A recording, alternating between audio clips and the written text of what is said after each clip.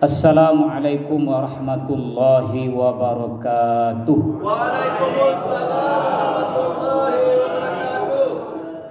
Alhamdulillahi rabbil alamin alladzi farada alaina as-siyam fin nahar wa qiyam fil lail. Salatu wassalamu ala nabiyyina Muhammadin sallallahu alaihi wasallam. Qala Rasulullah sallallahu alaihi wasallam, innamal a'malu bi khawatimahu.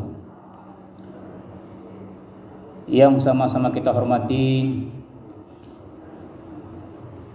Ketua Yayasan Azkiyah Sumatera Barat, Pak Datuk. Beliau itu adalah kapai tampek batanyo, kapulang tampek babarito. Kayu gadang di tengah koto, urek tampek beselo, batang tampek basanda, daun tampek balindung. Kalau ada buahnya boleh dimakan.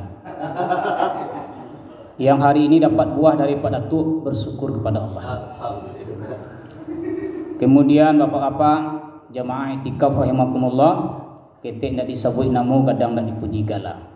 Mudah-mudahan kita yang hadir di majelis ini adalah hamba-hamba yang dicintai Allah Subhanahu wa taala. Amin. Pertama, ana minta izin Ustaz Ros ya. Izin kali ini makai surban dalam bentuk sal. Ini bukan untuk gaya-gayaan, tapi nak sebagai tanda bedanya antara penceramah ya jemaah. Karena yang hadir di sini banyak ustaz-ustaz, tapi tidak sado jadi penceramah. Maka untuk membedakannya saya pakai sal. Karena ada di sebuah masjid, jamaah ko walaga ustaz, MC tidak lo kenal, padanya jamaah. Yang ustaz ada, tapi ustaz lo pakai baju biasa. Hari ini ceramah Ramadan oleh ustaz, silakan ustaz. Ustaz yang gaya yang jamaah gaya ustaz ko layo lo ciknyo. Lah naik mimbar. Dan ustaz sabana, ko sabana pengurus ko. Dan jadwal nama awak yang dipanggil lain. Itu tanda. Jadi tandanya penceramah yang tidak penceramah ada tampil beda. Tapi kalau di merek lo di tangan di dado kan saya ustaz itu sagan. Baik jamaah rahimakumullah, itu untuk menghilangkan tuh. Pertama kita bersyukur pada Allah pada pagi ini, kata orang malam 27 kalau puasanya hari Sabtu. Mudah-mudahan Allah berikan kepada kita keberkahan malam Lailatul Qadar jika malam ini malam Lailatul Qadar. Namun setidaknya di penghujung Ramadan Allah senantiasa memberikan kepada kita kekuatan iman, semangat beribadah. Karena sampai dalam hadis tadi, innamal a'malu bi khawatimahu. Sesungguhnya amal itu tergantung penutupnya nanti. Kalau husnul khotimah masuk surga, tapi kalau su'ul khotimah tercampak ke dalam neraka. Kita berdoa kepada Allah di penghujung Ramadan ini kita husnul khotimah. Tapi nak mesti mati loh Pak Ji. Husnul khotimah itu amalnya ditutup dengan amalan terbaik. Kemudian salawat dan salam buat junjungan kita Nabi Muhammad sallallahu alaihi wasallam. Allahumma shalli ala Muhammad wa ala ali Muhammad. Jamaah rahimakumullah, maka judul tausiah kita subuh ini adalah amalan terbaik di penghujung Ramadan. Karena Ramadan beda dengan batang tabu. Kalau batang tabu semakin ke ujung semakin nambah. Adolo orang tak mengerti yu tabu, nyo pacu-pacu mambi ujung tabu ni sangkonyo mani. Pas nyo minum kira hamba si rasanya. Karena tidak paham dengan tabu. Begitu juga Ramadan, kalau ada orang tidak paham dengan Ramadan, semangatnya cuma di awal. Di ujung-ujung hilang. Kira-kira menurut awak basamu mana banyak orang di masjid salat tarawih atau di mall belanja? Banyak orang belanja di mall. Banyak orang zakat mal atau zakat mall? Banyak orang zakat mall, walaupun sebenarnya bukan zakat, biar piti sih sebenarnya itu. Tapi banyak mengeluarkan duit untuk di mall. Sementara infaknya semakin ke ujung semakin sedikit. Dan ini bukan fitnah, kenyataan. Calik salah hitungan infak masjid. Kan tadi melaporkan tuh, infak masjid 200.000, di ujung-ujung tinggal 20.000 saja. Ini masalah pemahaman. Kalau pemahaman kita benar tentang Ramadan, yakinlah semakin ke ujung semakin kuat ibadahnya, semakin semangat. Beda dengan tabu tadi, semakin ujung semakin hamba. Jadi kebalikan. Sama aja corona kalau positif itu kecelakaan. Tapi kalau orang rumah positif itu nikmat. Beda tuh kan? Berbalik, kontroversi. Maka tergantung pemahaman. Jadi apa amalan terbaik kita di penghujung Ramadan ini? Pertama yang kita lakukan hari ini yaitu i'tikaf. Maka pada kesempatan ini kita ulang-ulang apa itu i'tikaf supaya jangan salah-salah. I'tikaf lawak, kemudian lawak, keli lawak, ondong ayi ondong dadak, orang dapat pahala, awak dapat kerugian sama sekali. Jadi i'tikaf itu makna secara bahasa artinya berdiam. Kalau tidak diam di masjid nak i'tikaf. Secara bahasa ya, ada orang kawan di teleponnya, "Hai bro, di mana ni?" I'tikaf. Di mana i'tikaf? Di PA Plaza Andalas. Nah, itu bahasa yo i'tikaf. Namun secara makna istilah, i'tikaf adalah berdiam diri dalam masjid dengan rukun dan syarat tertentu dalam rangka takarrub, mendekatkan diri kepada Allah, memutuskan hubungan dengan makhluk, menguatkan hubungan dengan Khalik, seperti yang sampaikan Ustaz Akmal di awal-awal tausiah subuh sebelumnya. Jadi memang i'tikaf itu putus hubungan dengan makhluk, kuatkan hubungan dengan Allah. Porsinya harus lebih banyak dengan Allah. Kalau banyaknya porsi dengan makhluk, itu dun i'tikaf. Jasadnya di masjid, hatinya masih di luar masjid. Ini. Jadi rukun i'tikaf itu ada 4. Pertama, niat. Kalau masuk masjid ini tidak berniat i'tikaf, bukan i'tikaf namanya. Kalau hanya datang pergi sholat tarawih, kemudian tidur dan pulang, itu bukan i'tikaf. Memang betul-betul diniatkan, walaupun tidak lapaskan, cukup dalam hati. Saya pergi ke Masjid Ar-Rahman, Komplek Askia Teratak Pane, jauh-jauh, memang niatnya untuk i'tikaf. Yang kedua, tempatnya di masjid. Ya, memang di masjid. Jangan pula i'tikaf di rumah makan. Ya, walaupun sholat di situ baca Quran, tapi di rumah makan, itu tidak i'tikaf namanya. Kemudian yang ketiga, syaratnya adalah rukunnya adalah memang berdiam, melakukan kegiatan ibadah dan berdiam dalam masjid. Jangan i'tikaf tapi keluar-keluar masjid seperti anak-anak waktu kan. Saya tidak mau menyebutkan nama si Halim, walaupun sebenarnya tak sebut juga namanya kan. Dia i'tikafnya malam, siangnya keliaran ke mahkamah. Jadi orang baru belajar biar dulu. Kok gak cadik selesai dilacui kan tuh. Jadi intinya memang betul-betul kita di masjid melakukan ibadah. Yang hanya boleh keluar dalam urusan mendesak. Ya, selain itu tak boleh. Termasuk pulang ke rumah ambil absen tak boleh. Kalau dalam Al-Quran sudah jelaskan, wala tubashiruhunna wa antum akifuna fil masajid. Jangan engkau campuri istrimu sementara engkau i'tikaf di masjid. Ini ada istilah minta izin pulang. Ya, ciknya mencari anak mentua nampak juga. Tak boleh. Jadi batal i'tikafnya.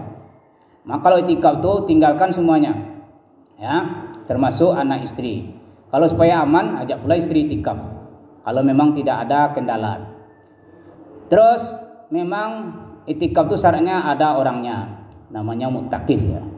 Kalau tidak ada orang itu tidak i'tikaf, Mas Haji ada, ni ada tapi orang ada dalam, itu tidak jadi i'tikaf.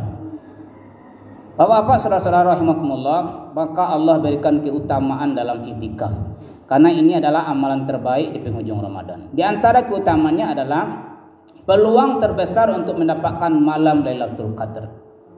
Kita yakin kita setiap malam bangun, kalau tidak bangun dibangunkan. Yang bangunkan yang paling bagus itu adalah imam solat. Allahu Akbar, Cik Muhammad Zaki Habibur Rahman. Imam kita masih muda, ya. Bedanya nyo alum pakai sarung saja itu. Kalau pakai sarung tambah mantap. Tidak terasa ngantuk, alhamdulillah ya. Tahun depan dicatir lagi pengurus. Kalau dulu anak ketua pengurus, kini ada pengurus yang lain. Jadi peluang terbesar mendapatkan malam Lailatul Qadar. Karena sekarang antara ganjil dan genap kan berbeda pula ulama. Tergantung bila mulai puasa. Tapi yang jelas mana malam Lailatul Qadar kita tidak pernah tahu. Mungkin ada tanda-tandanya, tapi tanda-tandanya pun juga tidak pasti. Intinya adalah beribadah kita setiap malam, insya Allah mendapatkan malam Lailatul Qadar, yaitu syahrun wa ma adraka ma Lailatul Qadar, Lailatul Qadri khairum min alfi syahr. Apa itu malam Lailatul Qadar? Malam kemuliaan, yaitu malam yang lebih baik daripada 1000 bulan. 1000 bulan itu kalau dihitung-hitung dengan kalkulator lebih kurang 83 tahun. Lebih baik dari 83 tahun. Umur kita yang i'tikaf hari ini ada 83 tahun. Asalnya tidak ada, di bawah banyak. Maka kalau kita mendapatkan malam itu, kita akan mendapatkan pahala yang luar biasa, lebih baik dari 1000 tahun. Ketika malam Lailatul Qadar turun, kita sedang sholat, maka sholat kita pada waktu itu lebih baik dari 1000 tahun. Kalau kita sedang baca Quran kita pada waktu itu lebih baik dari 1000 tahun.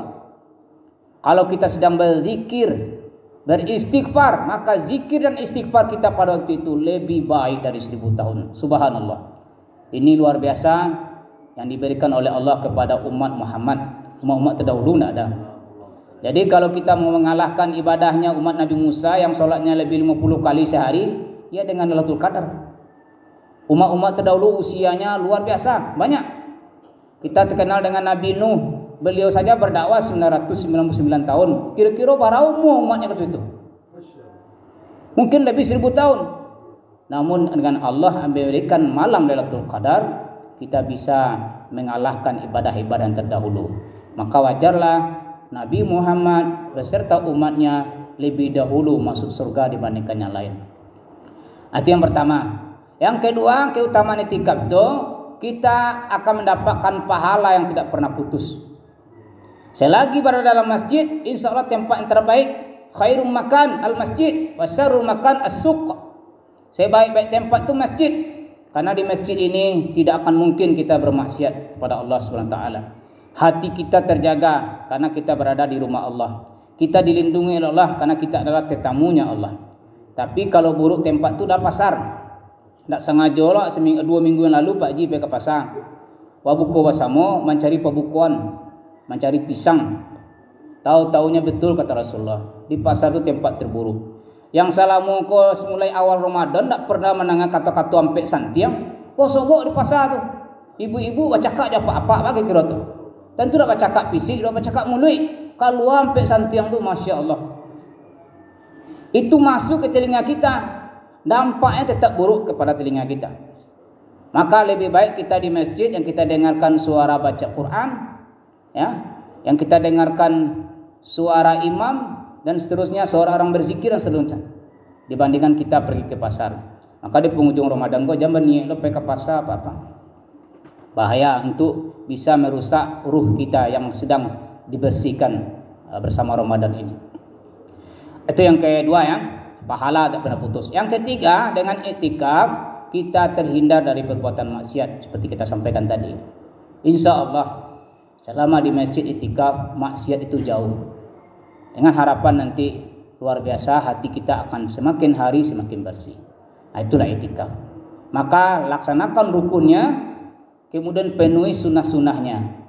Sunnah-sunnahnya adalah memperbanyak ibadah ketika i'tikaf. Itu yang pertama. Kemudian amalan terbaik yang kedua adalah sebagaimana hadis yang diriwayatkan Imam Bukhari dan Muslim muttafaqun alaih, hadis yang dari Aisyah, an Aisyah radhiyallahu anha qalat kana Rasulullah sallallahu alaihi wasallam idza dakhala ashru ay al-ashru awakhir Ramadan syadda mi'zaruhu wa ahya lailahu wa aiqadha ahlahu. Dari Sayyidah Aisyah semoga Allah meridainya berkata bahwasanya Nabi Muhammad SAW kalau sudah masuk 10 terakhir apa yang beliau lakukan? Syadda mi'zaruhu. Beliau kuatkan sarungnya. Yang pakai sarung berapa orangnya? Jadi yang pakai sarung kok sunnah. Yang tidak pakai sarung bukan kecil, tidak sunnah. Jadi kenapa mi'zaruhu berarti sarung? Menguatkan sarungnya. Apa maknanya di sini? Bukan dikabek sarung itu kue-kue. Karena memang sarung itu pada umumnya mudah lepas. Ya. Sarung tu mudah lepas, apalagi tidak pandai mengikatnya. Yang pandai mengikatnya betul anak pesantren. Samporono lipeknya susah dilupa, diturun nak jatuh. Yang Sarawak itu saya jarang lepas. Sarawak tu lepas dua kemungkinan saya Pak Ji. Kalau nak Sarawak lapang, tadi lah pendek orang. Itu bisa lepas tu. Tapi kalau sarung itu memang mudah lepas. Makanya kiai-kiai pondok tu di samping ikatannya bagus, ditambah lagi kek pinggang. Makna di sini bukan sarungnya itu. Syadda mi'zaruhu maknanya adalah bersungguh-sungguh beribadah kepada Allah. Ditinggalkan istri-istrinya. Kalau kita tidak seperti itu, ya kan? Tidak pakai sarung ya. Yang bisa mengamalkan meninggalkan istri-istri kan Rasulullah. Kita di sini tidak ada istri-istri, yang ada cuma istri mungkin. Kalau istri-istri itu berarti menunjukkan banyak. Kemudian wa ahya lailahu. Kemudian Rasulullah menghidupkan malamnya. Artinya di sini maknanya adalah beliau sedikit tidurnya, banyak ibadahnya. Jangan sampai terbalik. Lalu kalau saya kerja ibadah kurang. Di penghujung Ramadan 10 terakhir tu beliau banyak solatnya, banyak tilawahnya. Dan itulah yang akan kita tiru. Wa ahya lailahu, malam tu dihidupkan. Jadi kalau imam bangunkan jam 3 tak usah marah. Tapi kadang-kadang lah bunyi lo alarm kan. Tapi tidak jago. Kayak kemuko disuruh ubah. Harus hidupkan. Kalau ada yang membangunkan berarti Allah sedang membangunkan kita. Jangan tidur lagi. Kalau tidur lagi itu namanya ingkar nikmat. Allah bangunkan kita 2:30, celik jam. 2:30 tidur lagi, ingkar nikmat. Sebenarnya Allah bangunkan kita tujuannya apa? Ayo bangun, laksanakan ibadah. Ya, salat mendekat kepada Allah Subhanahu wa taala. Wa ahya lailahu wa aiqadha ahlahu. Beliau bangunkan anak-anaknya dan istri-istrinya. Jadi ini mengamalkan yang ketiga ni, ayo yang banyak istrinya. Syaratnya itu punya istri lebih dari satu. Yang masih muda, ini susah mengamalkan. Saya enggak dibangunkan. Bebek mah bisa. Ya, wa aiqadha ahlahu. Beliau bangunkan keluarganya. Artinya tidak hanya Rasulullah yang beribadah di malam-malam terakhir, tapi keluarganya juga ikut ibadah. Kalau kita di sini, kalau istrinya ikut itikaf di sebelah, berarti aman. Kalau di rumah gimana? Ya telepon orang rumah tuh. Malam-malam telepon. Mangada, jago lah, solat. Karena mungkin pula kita datang pulang ke rumah kan, keluar lawak dari masjid jadinya. Batal pula itikaf. Maka bisa jadi telepon, ya, ditelepon. Kalau tidak bangun-bangun juga lagi, kita serahkan kepada Allah. Ya Allah bangunkan istriku. Kalau Allah membangunkan dengan cara Allah pula kan. Kita tawakal kepada Allah, mudah-mudahan dibangunkan. Jadi wa aiqadha ahlahu. Artinya adalah memang 10 terakhir Ramadan ini adalah saat-saat kita bersungguh-sungguh dalam beribadah. Kita kurangi waktu kita untuk urusan dunia. Tapi kalau terpaksa gimana lagi kan? Ya kan? Tapi kalau sifatnya kerja itu kan wajib. Jangan terbalik pula nanti Pak Ji. Kamu tikau biar ada masuk kerja berdosa. Masuk kerja itu adalah wajib hukumnya. Karena itu sudah ada tanda tangan kontrak dengan siapa kita bekerja. Tapi kalau punya galai surang pandai-pandai awak salah. Ya kan? Disuruh seorang kan, jual barang baju rayo buka itikaf. Salah sen salah aku untung pandai-pandai salah kau kan. Tapi kalau kita bekerja, misalnya bekerja jadi ASN atau ANS, kita mengabdi kepada negara, apalagi pakai sumpah. Tidak bekerja gara-gara itikaf yang melaksanakan ibadah sunnah, maka berdosa.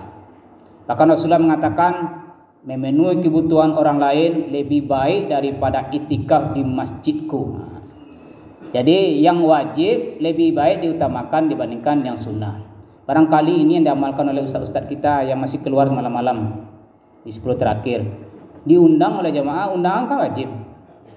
Ya, jadi ini salah lo Ustaz tu lah 10 terakhir pakai ceramah-ceramah. Karena diundang. Maka cik Ustaz tu kan burung norak burung nori menari dari nanti pematang. Bukan saya datang kemari-kemari saja. Tapi kalau pengurus yang mengundang. Kalau nak diundang pengurus tidak tiba Ustaz tu. Kalau pengurus Kota Padang sepakat 10 terakhir tidak ada ceramah-ceramah, nak kapai Ustaz tu ceramah. Tapi kan kebutuhan masyarakat memang momentum Ramadan lah mendapatkan ilmu. Ini berilmu ini lebih baik nih daripada sholat sunat 100 rakaat. Makanya kalau penting memahami hakikat ilmu, insya Allah dia akan bertahan di majelis ilmu. Ada lagi satu ilmu lagi yang lupa kita nih. Ini kaji kalau tidak ulang-ulang bisa hilang. Setelah sholat subuh itu disunahkan kita tetap duduk di tempat kita, bukan beranjak. Duduk berzikir sampai menunggu waktu syuruk. Setelah itu kita sholat syuruk 2 rakaat, maka insya Allah akan mendapatkan pahala haji dan umrah tamah sempurna. Tak perlu pakai modal itu dah. Ini pay umrah sih 30 juta. Itu kalau sudah vaksin. Kalau tidak vaksin tambah biaya setiap lain. Apalagi haji. Sekarang pahalanya bisa kita raih hanya dengan berdiam hanya sekitar lebih kurang 3/4 jam atau setengah jam lah paling cepat di masjid ini.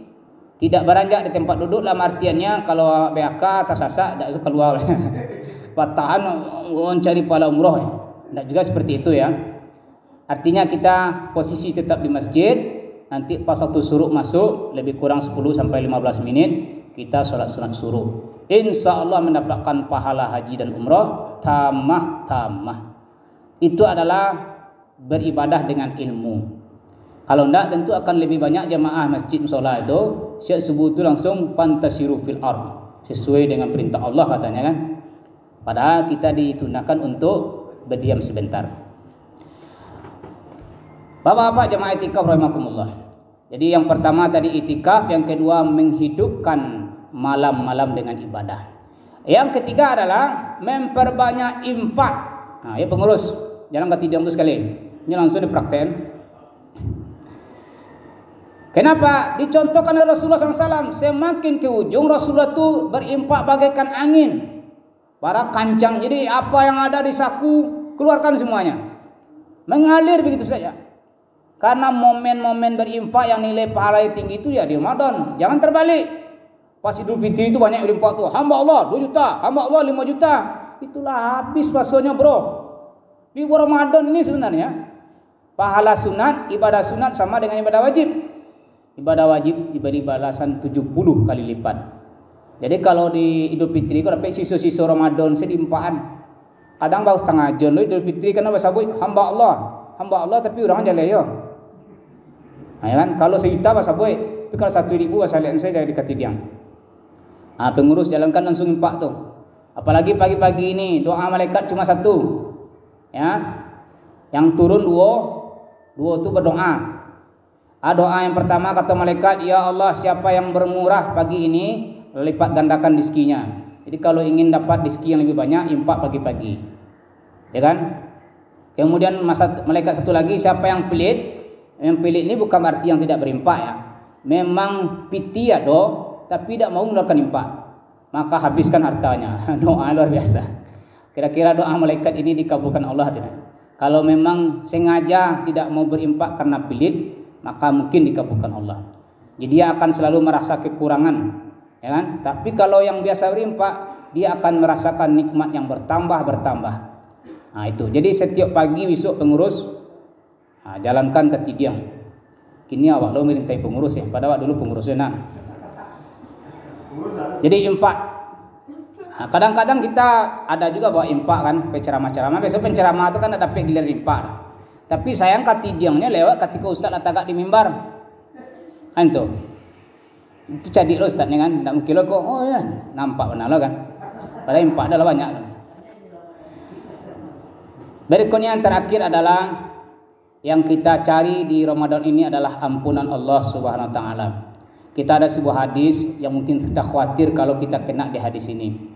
Ragima anfu rajulin idza dakhala alaihi Ramadan thumman salakha qabla ayyughfarulah. Celakalah seseorang, kata Rasulullah SAW, celakalah seseorang apabila telah datang kepadanya bulan suci Ramadan, kemudian Ramadan pergi meninggalkannya, sementara dosa-dosanya belum diampuni oleh Allah Subhanahu wa taala. Nauzubillah, tsumma nauzubillah. Allah berikan Ramadan untuk membakar dosa-dosa kita. Allah siapkan puasa untuk menghapus dosa kita yang telah lalu. Allah siapkan ibadah malam untuk menghapuskan dosa yang lalu. Allah sediakan malam Lailatul Qadar juga untuk menghapuskan dosa-dosa yang lalu. Sementara ada orang Ramadan pergi berlalu meninggalkannya, sementara dosa-dosanya tidak diampuni oleh Allah Subhanahu wa taala. Na'udzubillah, tsumma na'udzubillah. Maka di penghujung Ramadan ini mari kita memperbanyak minta ampun, istighfar kepada Allah Subhanahu wa taala. Astaghfirullahalazim. Astaghfirullahalazim. Istighfar sebanyak-banyaknya. Karena dalam 1 menit bisa kita hitung, bisa kita 100 kali istighfar. Berarti untuk mencapai 1000 hanya 10 menit. Sementara waktu kita diberi oleh Allah 24 jam sehari semalam. Kalau kita sedikit istighfarnya, rasanya kita malu sebagai hamba Allah. Sementara dosa-dosa kita sama tahu, banyak dosa kita ini. Cuma kita aja tidak mengakuinya kan. Dan juga Allah sedang merahasiakan, tidak dimunculkan oleh Allah. Allah pelihara kita. Allah tutupi dosa kita dari orang. Kalau dosa itu diperlihatkan oleh Allah, mungkin tidak sanggup kita berjalan di muka bumi ini. Nampak orang sanu tu baik salah langsung nampak tandanya. Mungkin tidak mampu kita berjalan di muka bumi. Namun Allah jaga kerahasiaan kita masing-masing. Maka oleh sebab itu istighfar, minta ampun kepada Allah di penghujung Ramadan ini, itu adalah sebuah kemestian kalau kita ingin mendapatkan ampunan dari Allah Subhanahu wa taala. Setidaknya doa yang disampaikan oleh Ustaz Akmal juga sebelumnya, Allahumma innaka afuhun tuhibbul afwa fa'fu anna. Ya Allah, sesungguhnya Engkau Maha Pemaaf dan menyukai orang-orang yang minta maaf, maka maafkanlah kami. Kita baca doa ini banyak-banyak, apalagi di tengah malam. Mudah-mudahan kita diampunkan oleh Allah Subhanahu wa taala. Demikian barangkali dari Surian ke Lubuk Lasi. Jangan lupa beli ikan. Cukup sekian, terima kasih. Khilaf dan salah mohon dimaafkan. Assalamualaikum warahmatullahi wabarakatuh. Waalaikumsalam warahmatullahi wabarakatuh.